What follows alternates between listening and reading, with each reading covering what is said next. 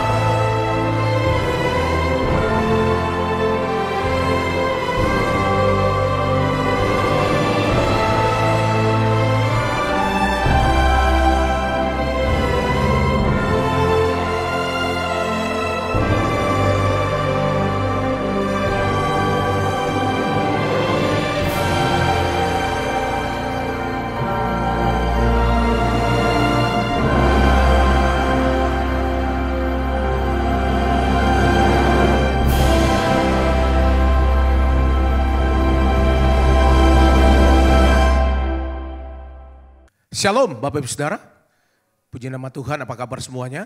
Kami sangat bersyukur dan berterima kasih untuk kesetiaan Bapak Ibu Saudara yang mengikuti Menara Doa ini setiap hari. Dan saya percaya hari ini Tuhan akan memberkati kita lewat doa, pujian dan penyembahan, lewat firman Tuhan. Nah Bapak Ibu Saudara yang ada di Holy Spirit Room dan juga Bapak Ibu Saudara yang mengikuti Menara Doa ini secara online, mari siapkan hatinya untuk kita akan datang kepada Tuhan.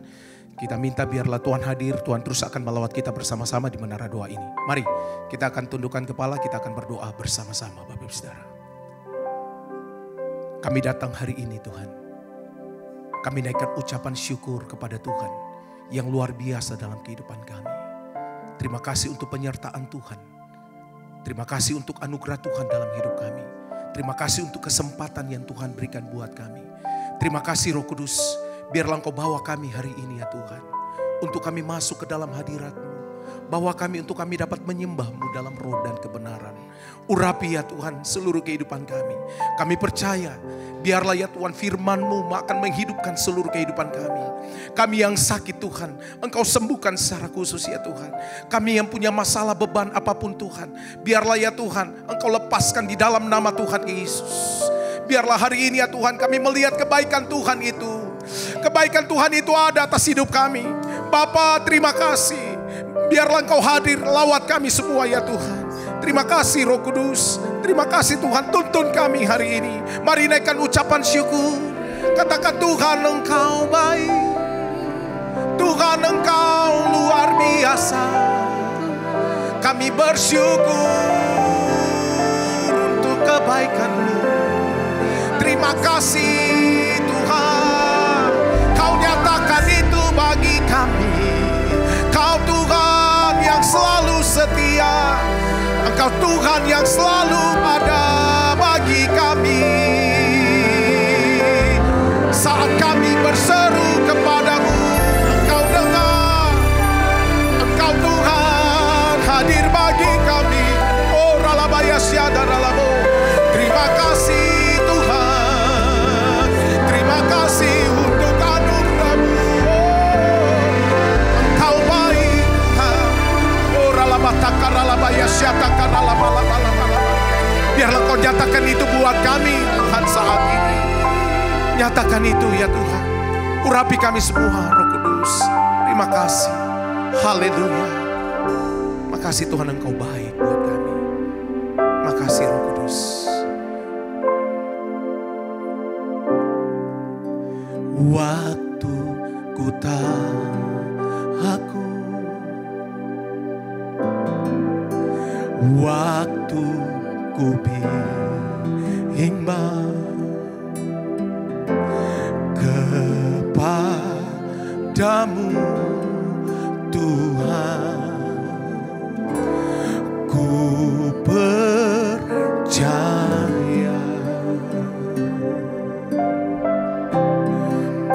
segala susah aku,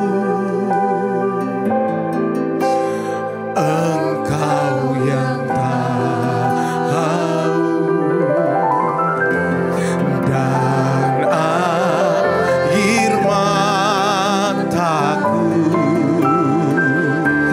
Kau taruh dalam irban-Mu. Waktu ku berseru, Kau halau semua musuhku. Allah di pihakku, ku percaya. Mari dari awal katakan, waktu ku takut Tuhan, waktu ku takut, waktu ku bimbang. Tuhan, ini doa kami kepadamu Tuhan, ku percaya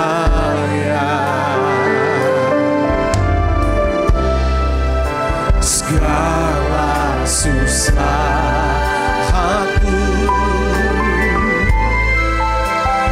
Engkau yang tahu, dan air mataku Kau taruh dalam irban-Mu. Waktu ku berseru, Kau halau semua musuhku. Allah di pihakku, ku percaya. Waktu ku berseru, Kau halau semua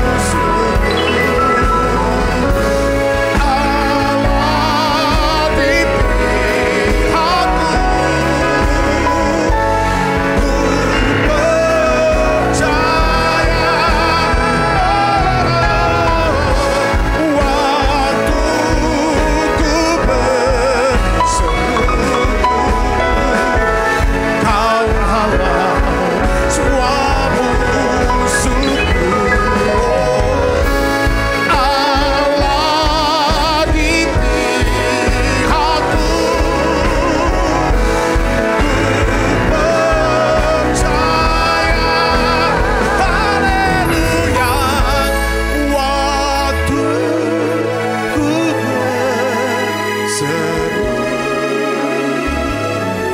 Kau Allah semua musuhku. Allah di pihakmu. Ku percaya Allah di pihakku. Allah di pihakku. Ku percaya Allah di pihakku.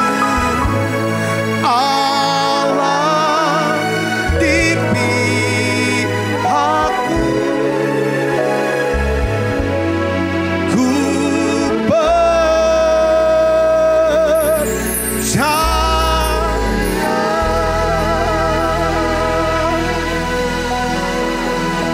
Mari Bapak bicara, mulai angkat suaranya, sembah. Waktu kami takut Tuhan, kami bawa hidup kami kepadamu, ya Tuhan. Mari mulai kita sembah Dia, arahkan hidupmu kepada Tuhan.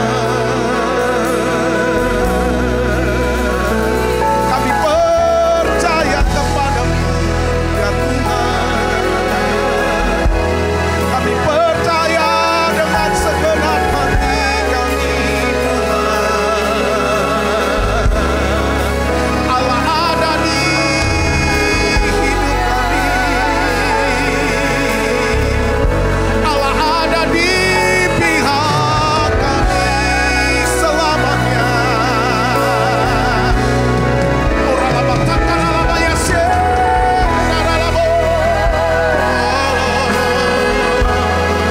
Terima kasih Roh Kudus, Engkau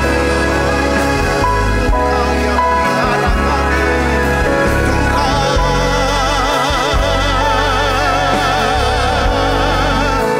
Ajar kami lebih lagi, oh haleluya.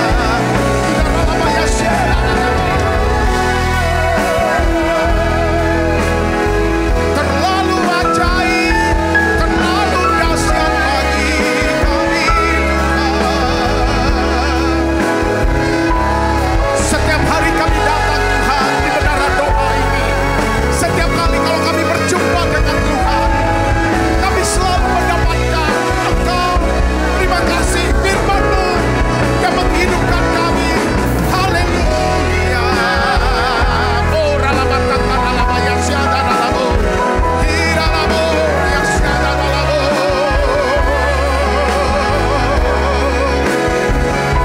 Oh, ralabalabalabalabaya syada ralabo. Kekuatan kami ada di dalam hadirat-Mu. Oh, haleluya, haleluya. Terima kasih Tuhan. Terima kasih untuk pertolongan-Mu bagi kami. Oh, ralabaya mari Bapak bicara. Oh, terus angkat suaramu, sembah Dia.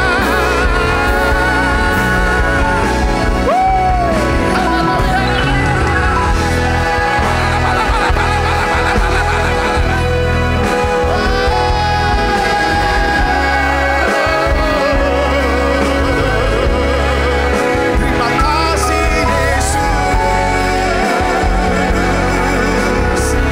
Engkau Allah ada di pihak kami, Tuhan. Terima kasih. Kau Allah yang bela semua, ya Tuhan, masalah kami. Siapakah yang menjadi lawan kami? Kami tahu Tuhan Engkau luar biasa buat kami. Kalau Tuhan ada di pihak kami, kami percaya semua jalan-jalan hidup kami terbuka. Oh, ralabataka ralamaya syada. Mari bersama-sama sembah Dia.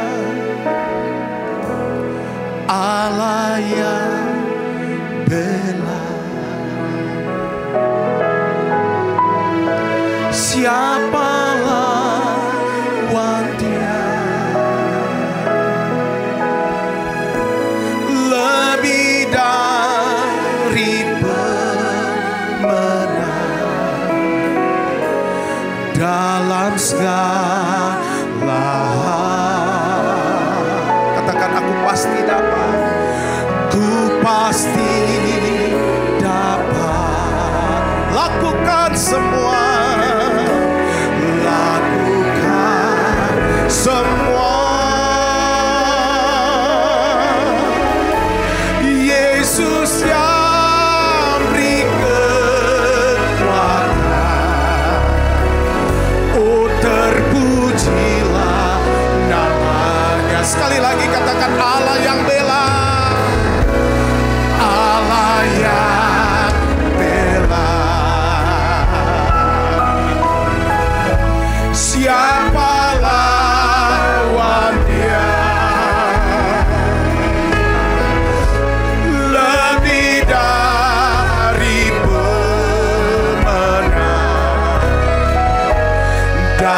segala hal. Aku pasti dapat Tuhan. Ku pasti dapat lakukan semua. Lakukan semua.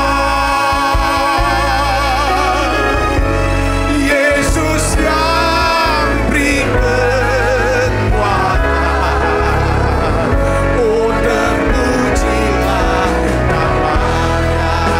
Katakan, ya Tuhan, ya Tuhan, ku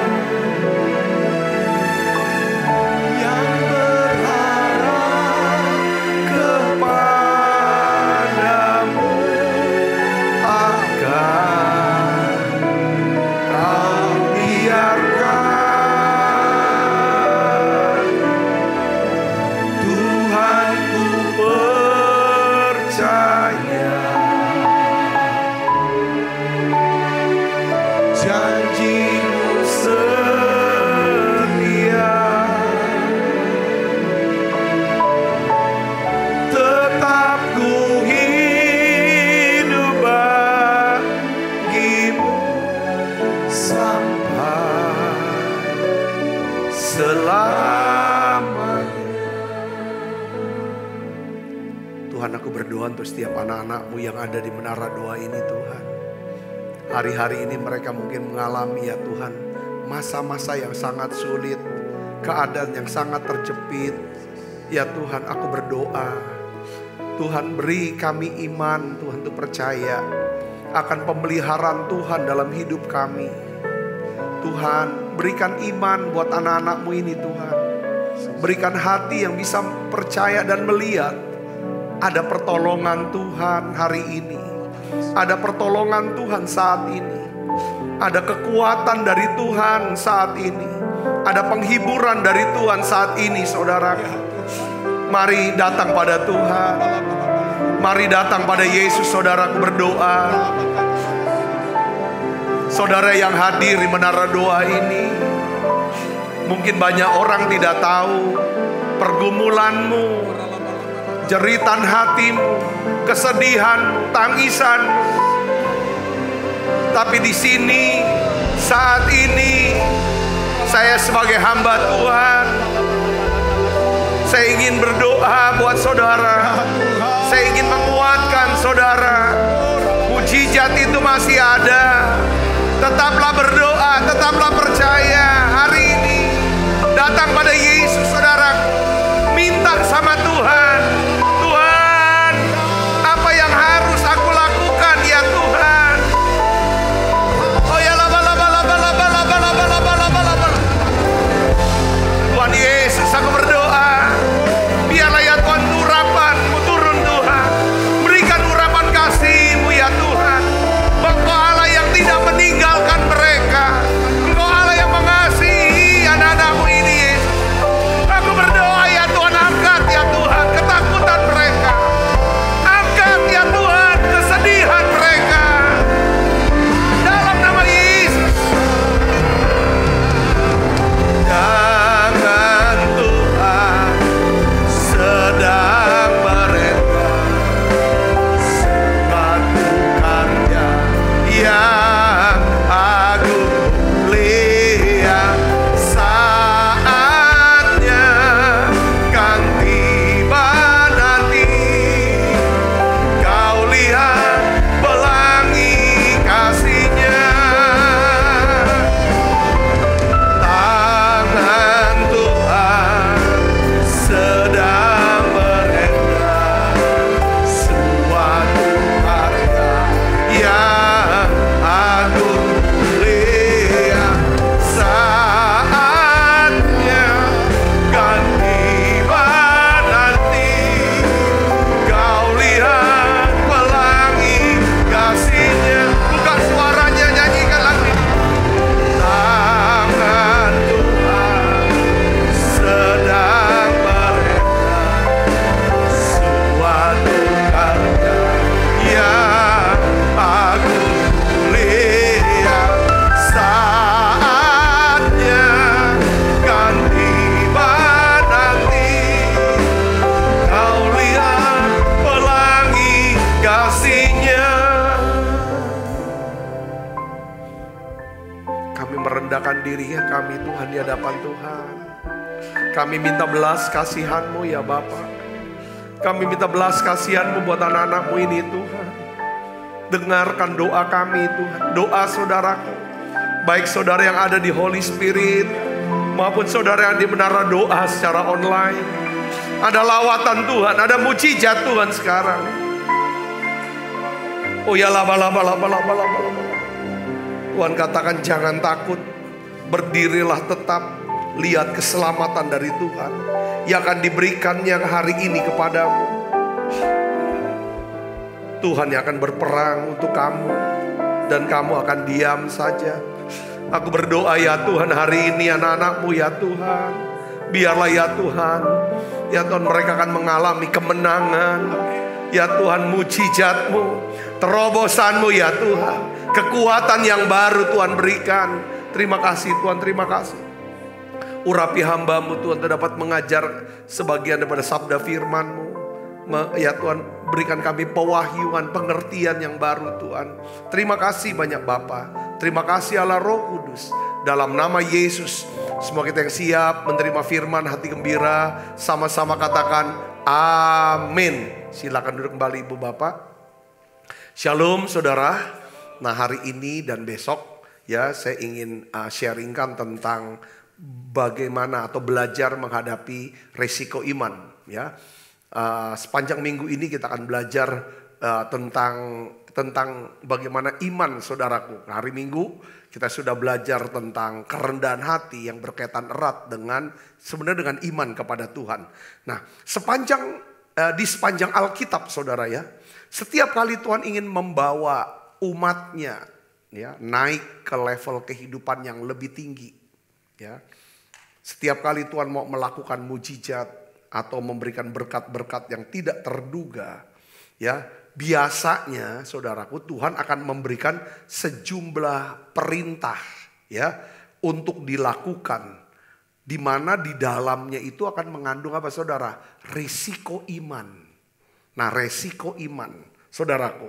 Nah hal mengambil resiko iman ini adalah bagian penting dalam kehidupan kita ya saudaraku, berjalan bersama dengan Tuhan atau bersandar kepada janji-janji Tuhan saudaraku yang Kristus. Nah pertanyaannya adalah begini, mengapa kok penting kita harus berani menghadapi yang namanya resiko iman saudaraku.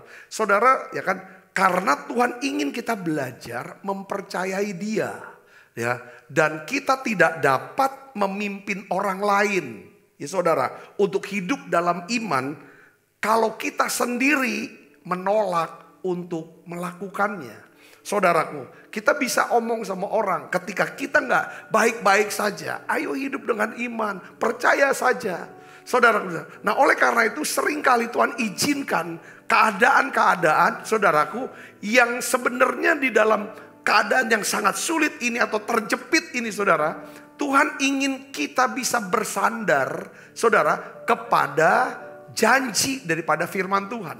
Nah bicara iman itu bicara tentang saudara kepada siapa kita bersandar sebenarnya. Kalau saudara beriman sama bangku, artinya saudara bersandar kepada kekuatan bangku. Makanya saudara percaya, saudara berani duduk.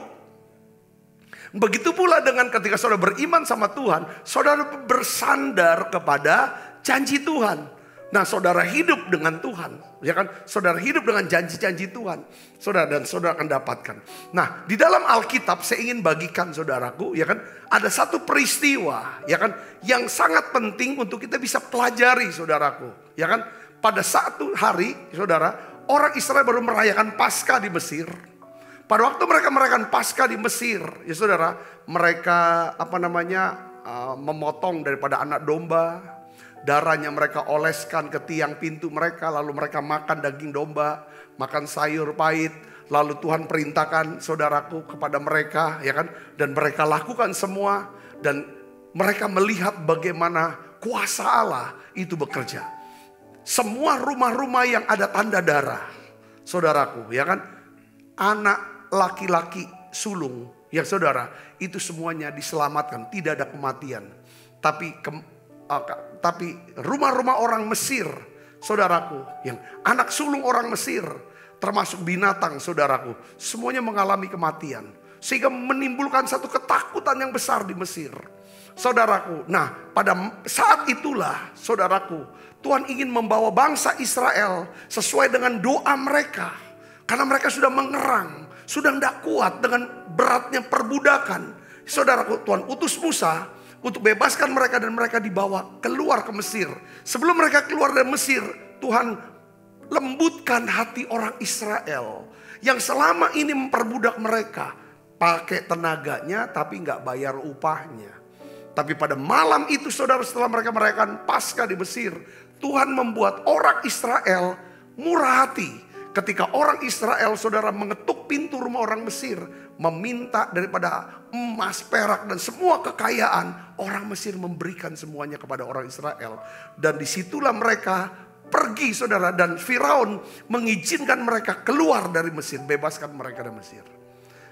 Dalam perjalanan saudara menuju daripada tanah perjanjian, saudara Kristus, ya kan, tiba-tiba saudara mereka dengar suara daripada tentara Firaun.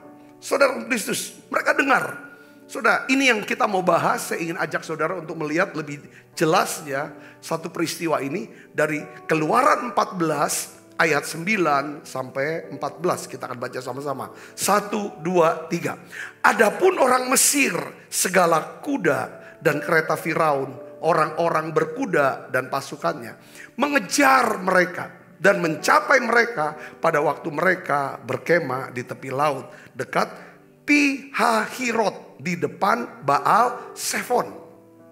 Ketika Firaun telah dekat, orang Israel menoleh, maka tampaklah orang Mesir bergerak menyusul mereka. Lalu apa saudara? Sangat ketakutanlah orang Israel. Dan mereka berseru-seru kepada Tuhan. Dan mereka berkata kepada Musa, apakah karena tidak ada kuburan di Mesir, maka engkau membawa kami untuk mati di padang gurun ini? Apakah yang kau perbuat terhadap kami dengan membawa kami keluar dari Mesir? Bukankah ini telah kami katakan kepadamu di Mesir, janganlah mengganggu kami dan biarlah kami bekerja pada orang Mesir. Sebab lebih baik bagi kami untuk bekerja pada orang Mesir daripada mati di padang gurun ini. Saudara, ini kata-kata ini. Saudara, wah, ketika bangsa Israel itu takut, ya kan? Mengalami ketakutan. Saudaraku, ada 4 hal yang diucapkan.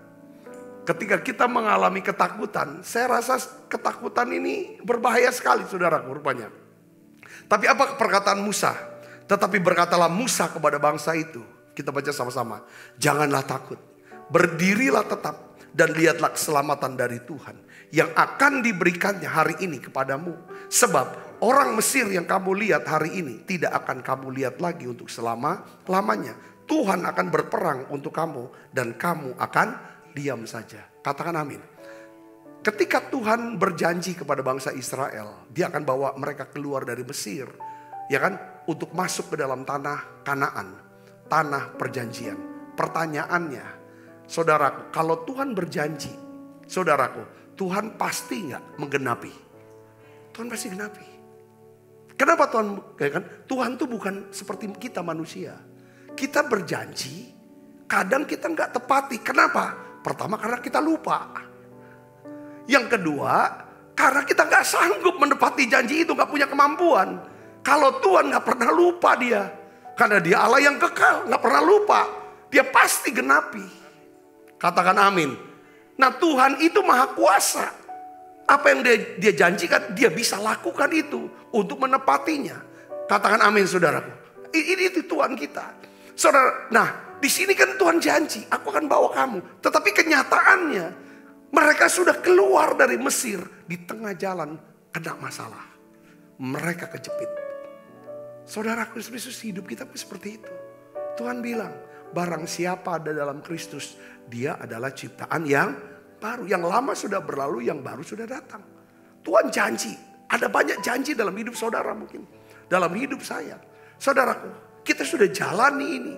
Tiba waktu kita jalan di tengah jalan, tiba-tiba kita ketemu masalah yang membuat kita terjepit. Seperti orang Israel, di belakang dikejar sama Firaun, di depannya laut teberau. Makanya mereka langsung ketakutan. Saudara, ketakutan pasti saudara pernah menghadapi keadaan kejepit. Ini 2. Dari manusia, dari alam, dari keadaan. Hidup kita selalu kita ngadapin orang-orang yang sulit kah? Saudaraku yang sulit, yang gak bisa berubah, yang segala macam. Kita ngadapi juga keadaan-keadaan. Ya, saudaraku. Nah, mungkin dalam beberapa minggu ini juga seri ini saya juga mau bahas tentang saudaraku yang sulit janji Tuhan. Tentang memindahkan gunung.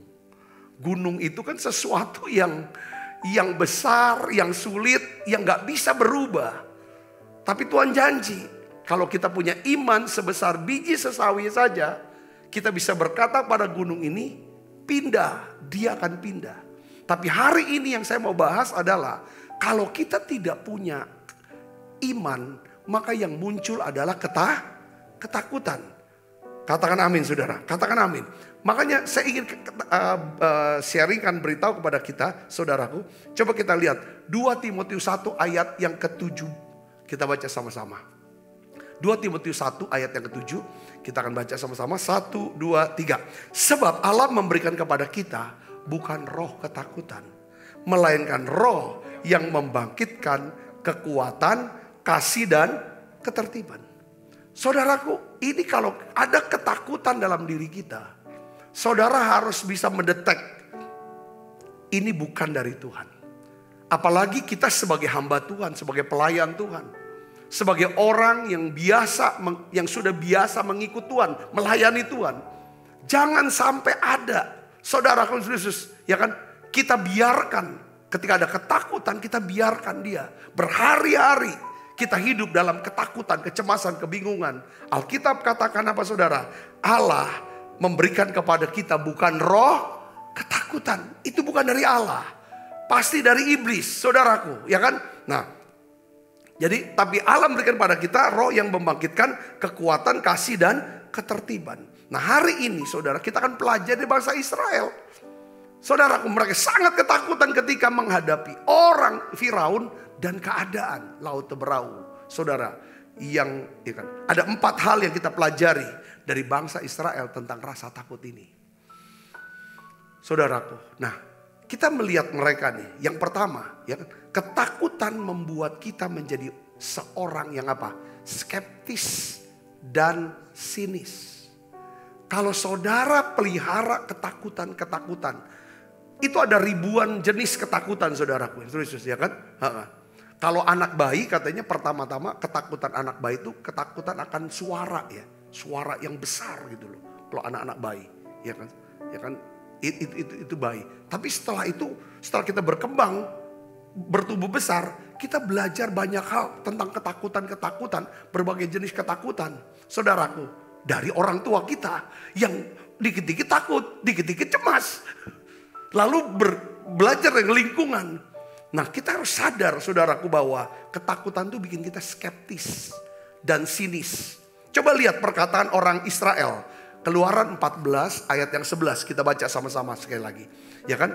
Mereka berkata kepada Musa, apakah karena tidak ada kuburan di Mesir maka engkau membawa kami untuk mati di padang gurun ini? Kata-kata ini kayaknya kata-kata yang bagaimana? Ini sarkas, sinis, skeptis, saudaraku ya kan? Jadi artinya apa saudara? Dia tuh nggak yakin, ya kan bahwa Tuhan, ya kan bisa membawa mereka atau menyelamatkan mereka dari apa saudara? Dari kejaran Firaun. Nah sekarang kedepannya bagaimana? Inilah makanya saudaraku, ya kan?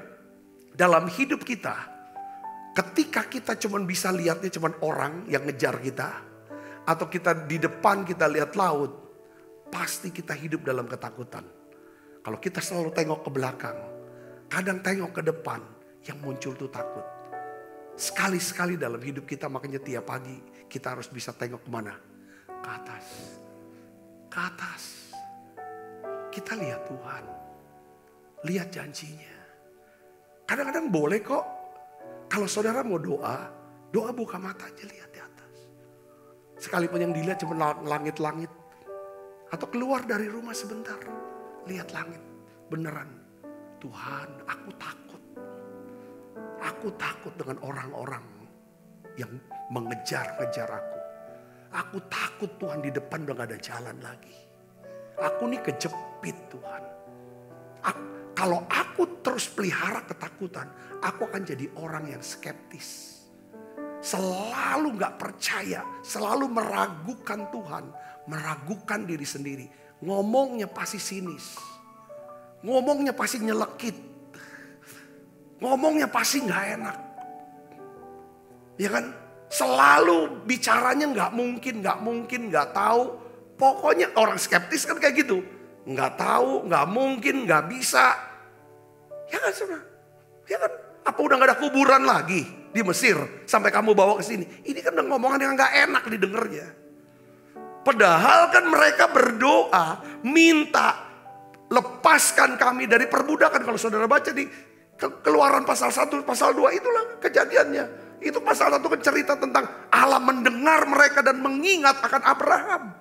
Lalu dia utus Musa, saudaraku, untuk datang bebaskan mereka. Setelah mereka sudah ada di tengah jalan, mereka tuh lupa akan janji Tuhan. Mereka lupakan doa mereka. Ketika kita lupakan doa kita yang pernah kita naikkan di hadapan Tuhan, kita lupa akan firman Tuhan. Kita lupa untuk lihat naik ke atas, lihat ke atas, lihat ke Tuhan. Kadang-kadang kalau kita selalu lihat yang ke depan, kita takut. Kadang kita nggak pasti. Belakang orang-orang, masa lalu kita. Yang pertama, ketakutan membuat kita menjadi seorang yang apa? Skeptis dan sinis. Kita ragukan Tuhan. Lalu kita tarik diri. Aku nggak mau ambil resiko lah. Aku nggak mau ambil resiko. Ya kan, orang takut gak pernah mau ambil resiko. Mau cari aman. Saudaraku, ya kan, mau cari aman. Aku udah ikut-ikutan dah. Ya enggak dah. Pelayanan banyak masalah. Akhirnya aku jadi pakai begini, ikut Tuhan. Hati-hati saudaraku. Yang kedua, ketakutan membuat kita menjadi seorang yang apa? Egois. Ketakutan buat kita egois. Saudaraku, yang cuma mikirin diri sendiri.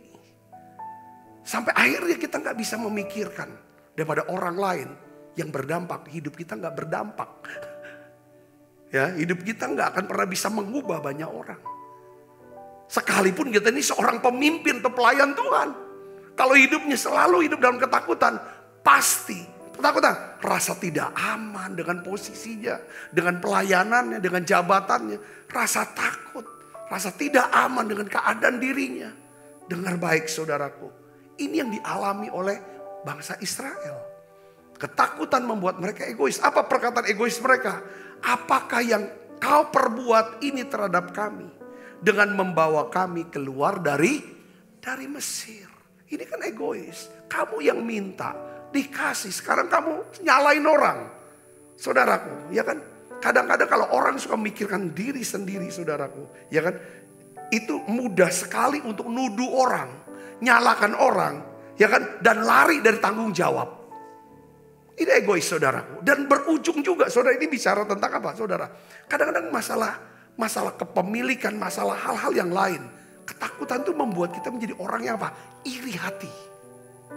Saudaraku, egois ngarahnya ke iri hati. Makanya kemarin kita belajar daripada seorang yang bernama Yohanes Pembaptis.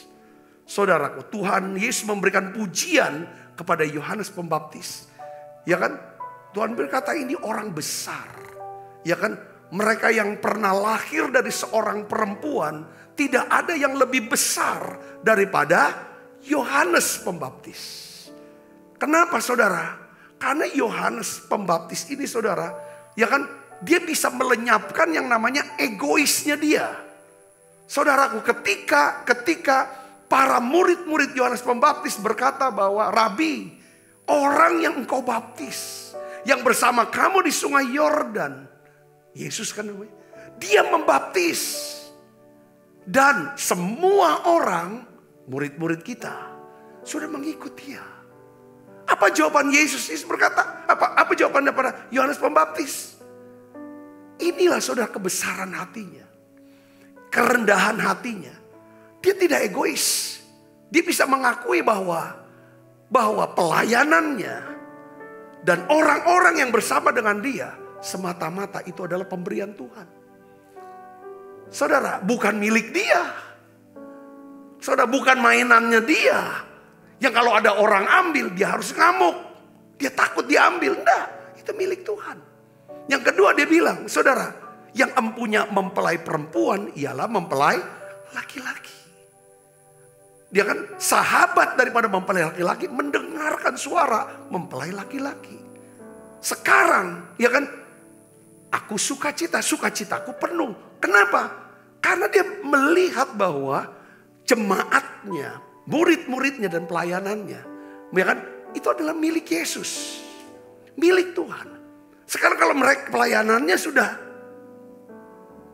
diinikan lagi, Yesus pelayanan dia kan cuma membaptis, cuma satu orang. Pada masa itu yang membaptis pelayanannya cuma dia udah sendiri yang lakukan, saudaraku. Sekarang dilakukan oleh Yesus, bukan Yesus yang murid-murid. Dia berpikir bahwa apa saudara? pelayanannya atau tugasnya sudah selesai. Yang kedua, bahwa murid-muridnya Yohanes Pembaptis itu adalah milik siapa? Milik mempelai laki-laki. Mereka sudah jadi mempelai perempuan, itu tugas dia. Dia bilang, aku bersuka cita. Memang aku kerja untuk mempersiapkan jemaat buat Yesus.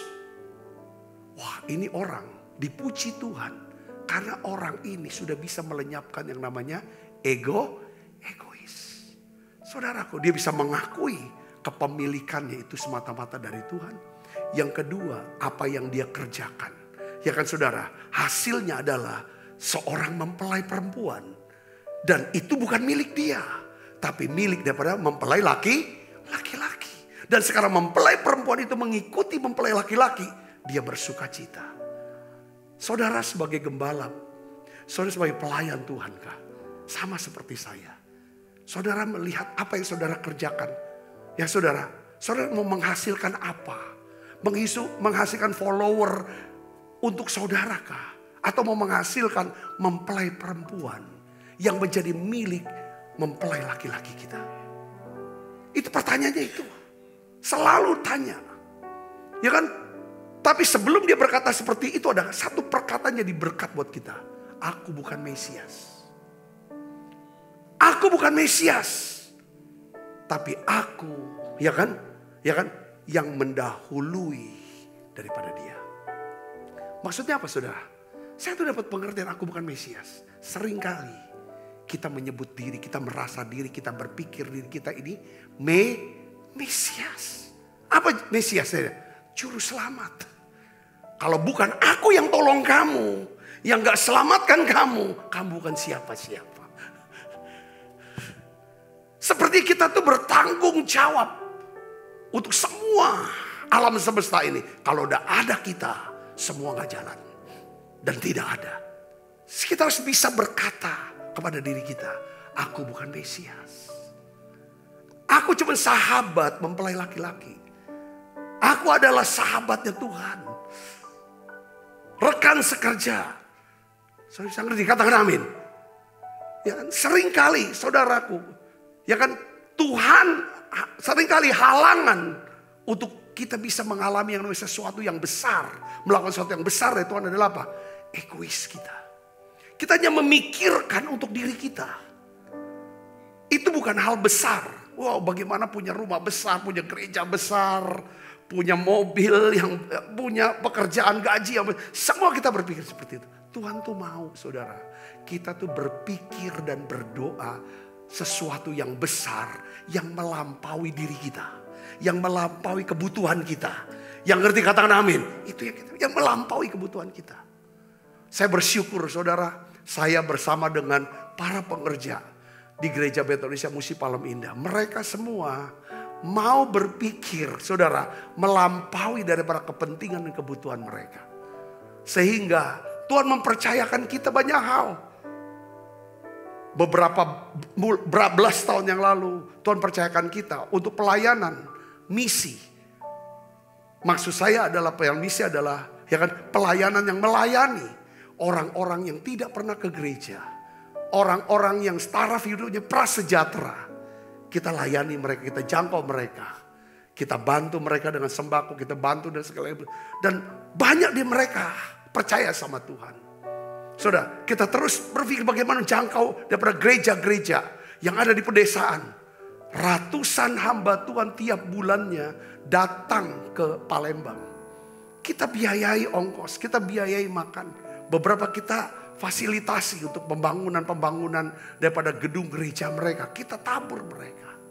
Saudaraku, dan sampai hari ini saudara, Tuhan juga percayakan, ya kan, bagaimana, ya kan, kita bisa berpikir untuk, ya kan, kecerdasan, mengentaskan kemiskinan melalui pendidikan. Hari ini saya ingin dorong saudara, kalau kita hidup dalam ketakutan, ya saudara, kita akan takut menghadapi resiko. Kita nggak akan resiko. Setiap kali Tuhan memberi kita, ya kan, satu perintah, saudaraku, di sana selalu ada resiko. Di belakang Firaun, resikonya adalah Firaun dan laut teberau. Kalau kita terus, saudaraku, membiarkan ketakutan menghantui, menguasai pikiran kita, maka kita akan menjadi orang-orang yang egois. Saudaraku, orang egois, yang penting aku lah, gak mau pening aku. Oh Palembang istilah, gak mau pening aku aman deh. Saudara, kesenggol sedikit marah, maksudnya kesenggol tersinggung, ya kan, kesenggol sendiri apa tidak terima. Hari ini saudaraku Yesus Kristus, kita harus bangkit dan jadi pemenang. Katakan amin.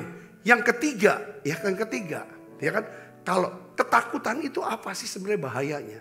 Itu akan membuat kita menjadi orang yang apa? Keras kepala. Kenapa kita ini keras kepala? Karena kita hidup dikuasai oleh apa? Ketakutan. Seperti orang Israel ini. Saudara lihat di sini. Keluaran 14 ayat 12a. Kita baca sama-sama.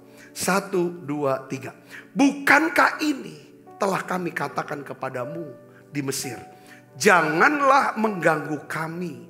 Dan biarlah kami bekerja pada orang Mesir. Saudara sini. Orang-orang yang keras kepala. Itu adalah orang-orang yang selalu menolak perubahan. Ya. Mereka menolak untuk apa? Belajar dan diajar oleh Tuhan. Ya. Pikiran mereka tuh tertutup. Sehingga mereka tidak pernah bertumbuh dewasa di dalam Kristus. Hal yang paling sulit, ya ada pepatah nih saya tulis nih. Hal yang paling sulit dibuka adalah pikiran yang tertutup. Makanya kembali saudaraku, kenapa kok ya pentingnya kita belajar dan bertumbuh dalam apa? Kerendahan hati dan kelemah lembutan. Karena orang yang rendah hati pasti lemah lembut. Orang yang lemah lembut adalah orang yang mau mendengarkan ketika diajar. Dan orang ini mau belajar. Sehingga mereka bisa bertumbuh dalam apa? Kesanggupan, karakter, dan pengenalan akan Tuhan. Katakan amin saudara. Ini dia. Sehingga kalau saudara bisa bertumbuh dalam kesanggupan atau kompetensi. Ya kan? Keahlian. Saudara, Tuhan akan berikan berkat kepada saudara untuk kalian. Biasanya berkat keuangan di sana. Saudara, berkat keuangan tidak dapat. Kalau saudara punya kesanggupan, keahlian, saudara dapat. Ya orang-orang dunia yang punya keahlian, saudara, mereka dibayar tinggi karena mereka punya kompetensi untuk saudaraku mengobati penyakit kanker. Dia dibayar sekali kayak beberapa duit. Kalau seorang bisa punya keahlian, kompetensi saudaraku, ya kan? Untuk sebagai penasehat hukum. Wah, itu bisa dapat, itu berkat dari Tuhan. Yang kedua adalah karakter. Ada berkat-berkat yang Tuhan berikan lewat karakter kita. Yang ketiga, itu pengetahuan, pengenalan atau pewahyuan akan Tuhan. Hanya orang rendah hati dan lemah lembut saudaraku yang akan bisa bertumbuh dalam 3 hal. Kesanggupan, karakter, dan pewahyuan ini. Yang akhirnya saudara, berkat Tuhan makin besar dalam kehidupannya. Katakan amin. Yang keempat saudaraku, ya, yang keempat adalah ketakutan akan membuat kita menjadi seorang yang apa? Yang picik. Ya, yang picik. Keluaran 14 ayat 12b, ini orang Israel dia berkata begini. Sebab lebih baik bagi kami untuk bekerja pada orang Mesir daripada mati di padang gurun ini. Tuhan gak pernah yang saudara merencanakan mereka mati di padang gurun. Berkali-kali ngomongnya mati terus. Orang Israel nih. Mati padang gurun, mati padang. Nanti dalam kesempatan lain waktu kirim 12 pengintai ngomongnya apa? Mati lagi. Akhirnya mati beneran oleh padang gurun. Saudaraku, mereka gak pernah masuk tanah perjanjian. Tuhan gak pernah rencanakan mereka untuk mati di padang gurun hanya karena masalah yang besar itu. Katakan amin. Jadi kita picik. Ketakutan buat kita picik. Saudaraku, kalau orang-orang pikir, ya kan, ada banyak orang-orang yang sulit sekali kalau kita ngomong hati-hati. Makanya kita harus hati-hati dengan orang yang hidup dalam ketakutan. Kenapa saudara? Pasti dia skeptis, mau ngomongin apa aja pasti dibantah, disanggah sama dia. Jangan minta apa-apa, egois, pelit. Ya kan? Jangankan minta. Ya kan, kalau kita ngasih orang, saudaraku, tapi kita nggak ngasih dia, ngamuk dia. Ini orang-orang yang kuasai ketakutan itu karena apa? Egois. Ya kan, harus dia yang dikasih, jangan orang lain. Kalau kasih orang lain, harus kasih dia juga. Urusannya apa dengan kita? Kadang-kadang kalau kita jadi hidupnya seperti itu. Saudara, ini hal-hal ini yang ngerusak. Makanya kenapa? Ya kan, kasih yang sempurna melenyapkan ketakutan. Ketakutan mendatangkan apa? Penghukuman. Kenapa ketakutan mendatangkan penghukuman? Karena ketakutan menghasilkan skeptis, egois, keras kepala, dan picik. Coba dicek saudaraku, hati kita, pikiran kita. Ya kan? Pertanyaannya, kenapa orang Israel dikuasai oleh ketakutan? Mereka, ya kan, sehingga membuat mereka jadi orang yang skeptis, egois, dan keras kepala. Karena mereka menolak hidup oleh iman. Mereka menolak untuk bersandar kepada janji Tuhan. Saudara tahu arti kata bersandar? Saudara tahu kan? Sandar, nyandar. Bisa gak sandar kepada Tuhan? Bersandar kepada Tuhan dan janji Tuhan. Pada kasih Tuhan. Ibrani 10 ayat 23 kita baca sama-sama. 1, 2, 3. Marilah kita teguh berpegang pada pengakuan tentang pengharapan kita. Sebab Ia yang menjanjikannya apa? Setia. Katakan amin. Setia artinya apa? Dapat dipercaya, dapat diandalkan. Kalau dia berjanji, dia pasti menepatinya. Katakan amin saudara. Dalam Roma 8, 31, 32. Saudaraku, ya kan? Ini yang harus kita tanamkan dalam diri kita. Supaya kita bisa mengatasi yang namanya ketakutan-ketakutan yang tidak perlu kita takuti. Saudaraku, sebab itu apakah yang akan kita katakan tentang semuanya itu?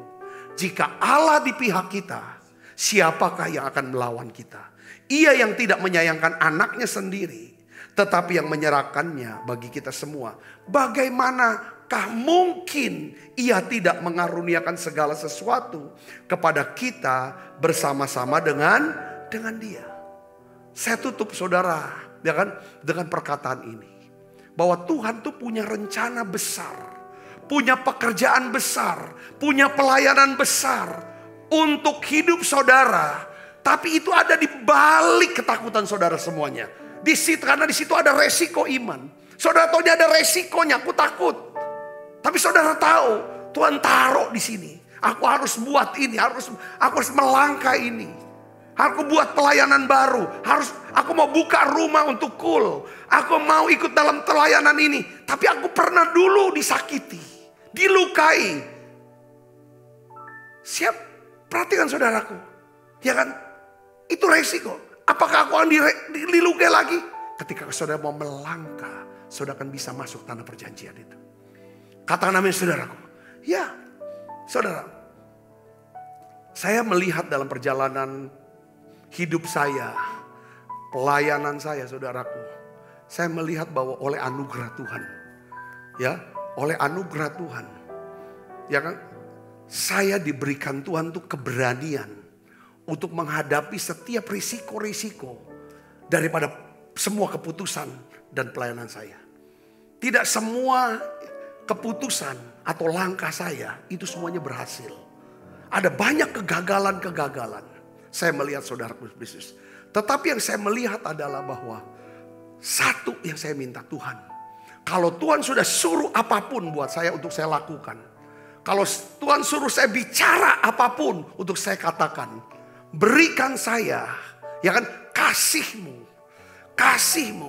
Supaya kasih ini bisa melenyapkan ketakutan pribadi saya. Katakan amin. Karena kalau saya dikuasai ketakutan, maka hal ini akan menghalangi saya untuk bisa mentaati apa yang Tuhan inginkan.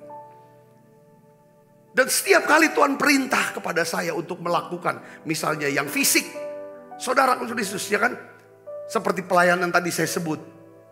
Saudara, pelayanan untuk memberi makan orang miskin. Saudara, itu mengandung resiko, itu uang.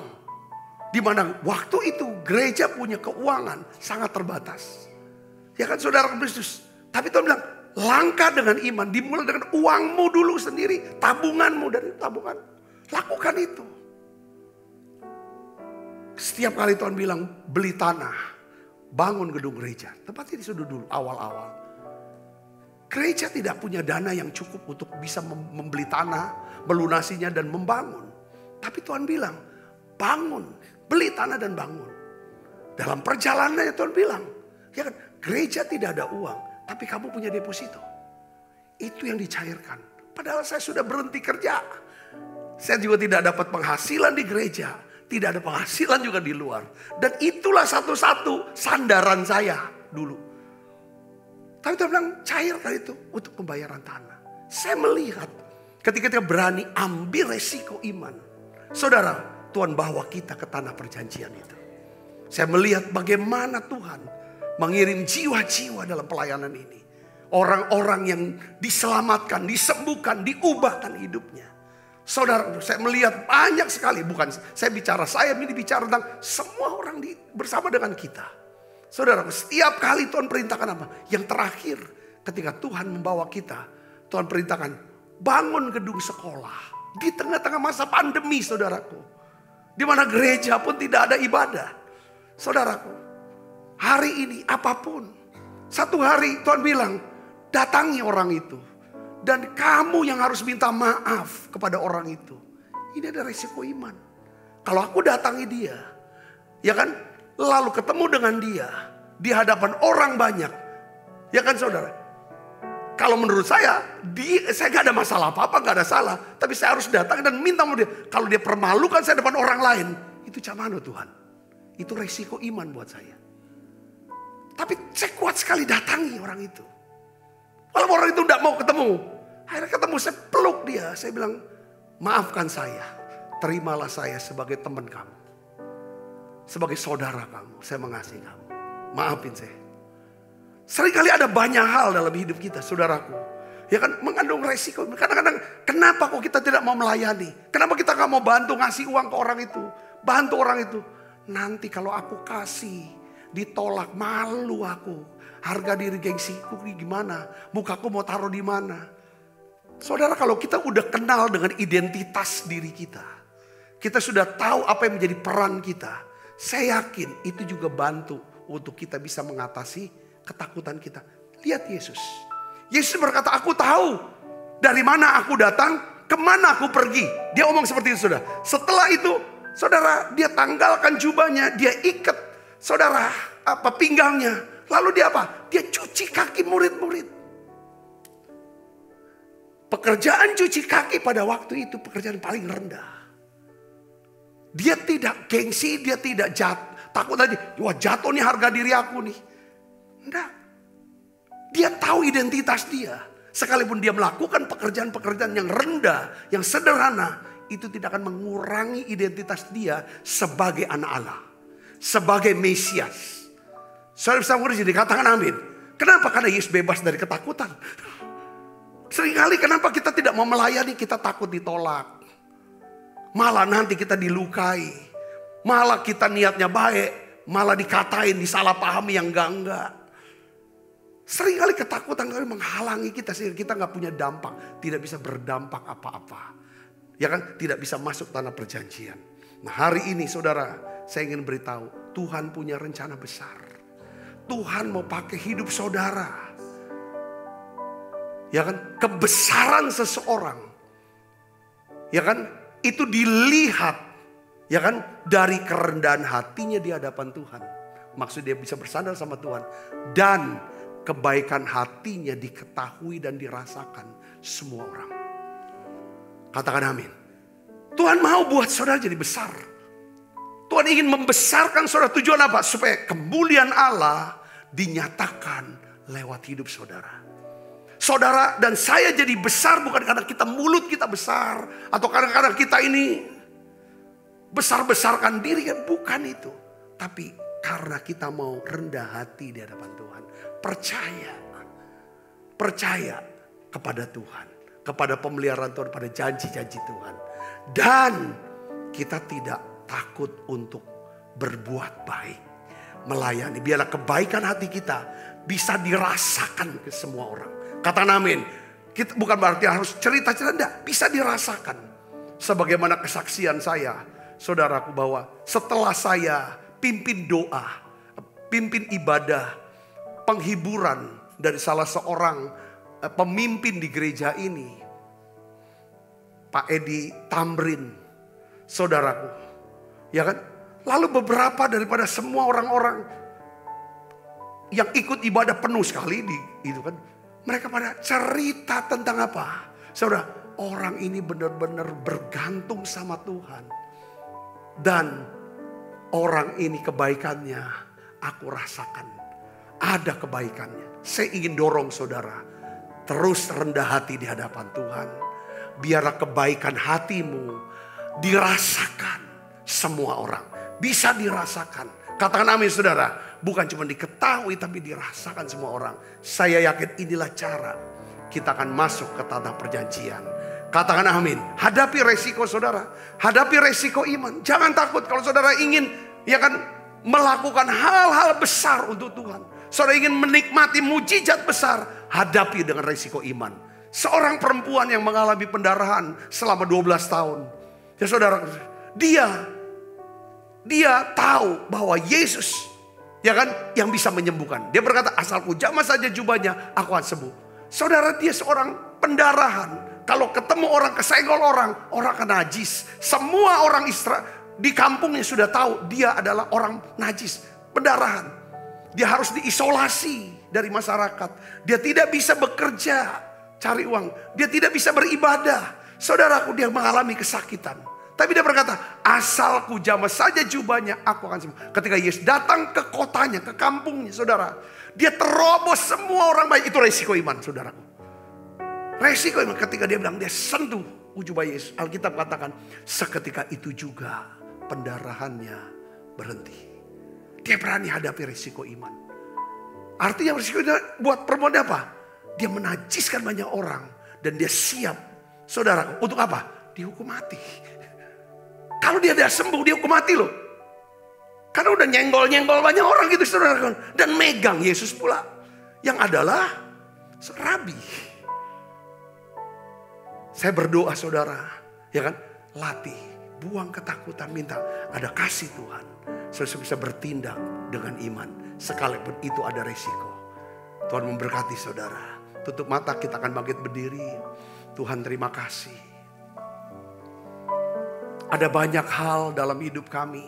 Ada banyak doa-doa, harapan-harapan. Bahkan Tuhan, kami mengerti ketika Tuhan sudah berjanji untuk kami bisa melangkah. Kami tahu Tuhan ada banyak resiko-resiko yang harus kami hadapi. Ketika kami beriman kepada Tuhan. Oleh karena itu, biarlah ya Tuhan, Engkau berikan kami kasih-Mu. Kasih yang bisa melenyapkan ketakutan. Kami tolak di dalam nama Yesus segala ketakutan ini. Yang menghalangi kami. Ya Tuhan, untuk bisa ya Tuhan melakukan hal-hal yang besar untuk Tuhan. Berkati tangan-tangan ya Tuhan yang membawa persembahan untuk pelayanan menara doa saat ini. Biarlah Tuhan Kau memberkati mereka yang memberi dengan murah hati. Terima kasih Tuhan, Tuhan anak-Mu, Kau jawab doa kami. Yang sakit Tuhan sudah sembuhkan, yang lemah Tuhan kuatkan, bahkan yang susah Tuhan hiburkan. Terima kasih, sebentar kami akan makan perjamuan kudus. Biarlah Engkau hadir dan memberkati setiap kami. Dalam nama Yesus kami berdoa. Haleluya. Amin, amin, amin. Hatiku percaya.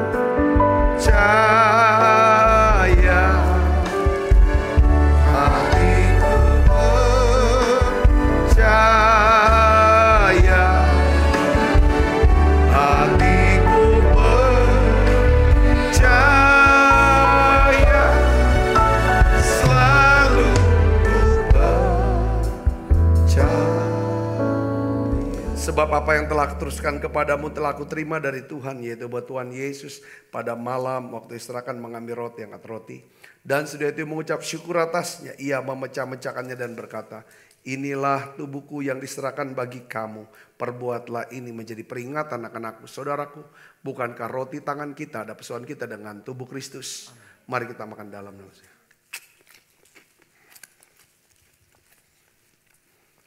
Angkat cawan. Demikian juga yang mengambil cawan sudah makan berkata, cawan ini perjanjian baru yang dimeteraikan darahku. Perbuatlah ini setiap kali kamu meminumnya menjadi peringatan akan aku. Saudaraku, bukankah cawan perjanjian ini yang atasnya kita ucapkan syukur ada persoalan kita dengan darah Kristus? Mari kita minum dalam nama Yesus. Terima kasih Tuhan. Terima kasih Tuhan. Haleluya. Mari nyanyikan dia juga sama-sama. Terima kasih. Terima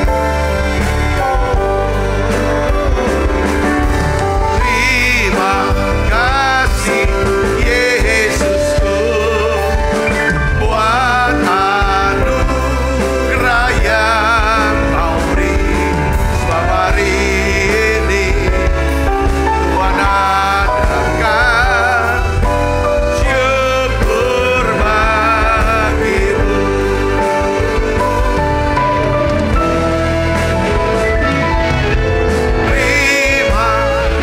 kasih Yesusku buat anugerah yang Kau beri. Sebab hari ini Tuhan adakan syukur bagiku.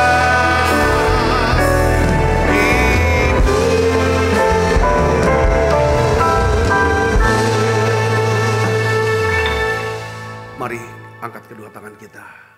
Arahkan hati pandang kita ke surga untuk menerima berkat dari Allah. Kekasih Kristus, terimalah berkat yang berlimpah-limpah daripada Allah Bapa. Di dalam anaknya yang tunggal Tuhan kita Yesus Kristus. Persekutuan yang manis di Roh Kudus menyertai saudara semua mulai saat ini sampai Yesus datang menjemput kita dan permai dan sampai selama-lamanya. Semua kita yang percaya dan berkati sama-sama katakan amin. Tuhan berkati saudara semuanya.